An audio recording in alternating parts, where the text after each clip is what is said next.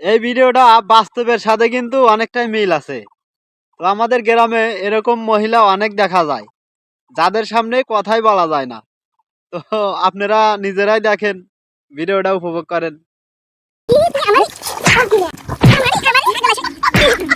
হ্যাঁ হ্যাঁ তুই যা, পাড়ার কোনো মাগি নাড়াই না পারলে আমাকে ভাড়া নে, তুই আমাকে চেন না খেয়ে না খেয়ে হুই গেছে। খাও খাও খাও সোনারা খাও। না এ গাছ খাইয়া পছন্দ হবো না, উমিক দাও ওই ওটা খাও। ওই ধান খা ধান খা ধান খা ধান খা। কি ব্যাপার দেখো না, ধান খিলাইতেছে হাত দিয়ে ধরিয়া।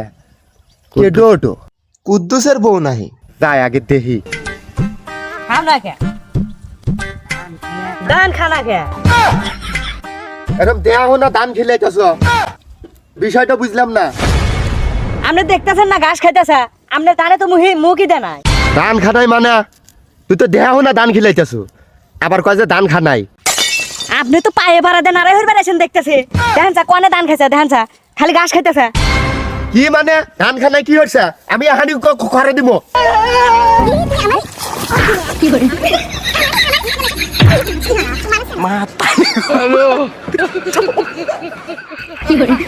আমি হানি যাইতেছি, তোমার বিঘার কত বিঘার আমি হানি পামামু।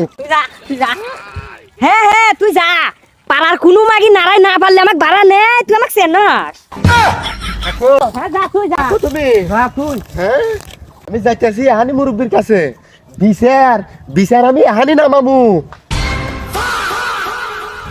তাইলে ঘটনা কি ঘটছে, ঘটনাগুলো তাকে শোনা লাগবে নাকি? হ্যাঁ শোনা লাগবে। ঘটনাগুলো আগে শুনি, শোনার পরে কি হয় সেটা বোঝা যাবে না। তাহলে শুনি আগে ঘটনা। তাইলে কি আর কমু রফি সাহেব, তো ঘটনাগুলো অর্থন আগে শোনেন।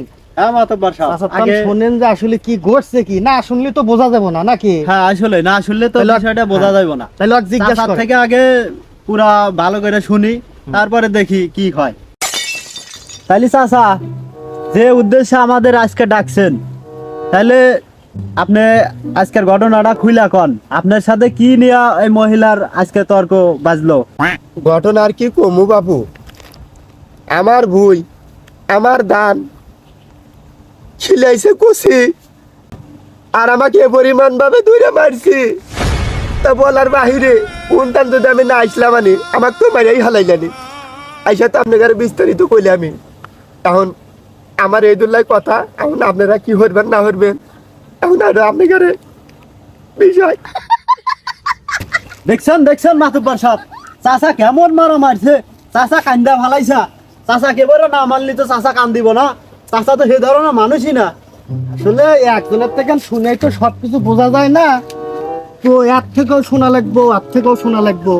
দুজনের থেকে মুখে শুনে আগে বোঝা যাবে আসলে ঘটনাটা কি নাকি? হ্যাঁ, সেটাই। দুজনের থেকে শুনি আগে, শোনার পর শুনে আমরা বুঝবো আসলে কি হ্যাঁ ঘটছে। ঠিক আছে, ওই মহিলার থেকে আগে শুনি। তাহলে বলো মা, তুমি বলো আসলে সে যে বললো গেলে মিথ্যা বললো না সত্যি বললো, তোমার মুখ থেকে শুনি আসলে ঘটনাটা কি, তুমি বলো।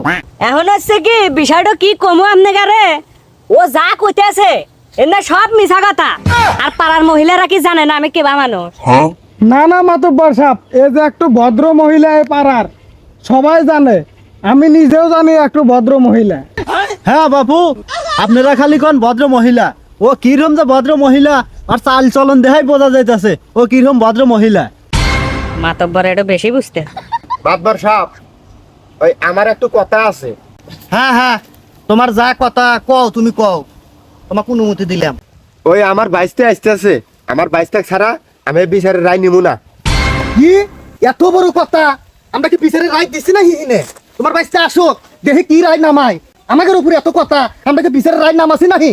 হ্যাঁ ঠিক আছে, চেতান চেতান আল্লাহ কাম মতো চেতান।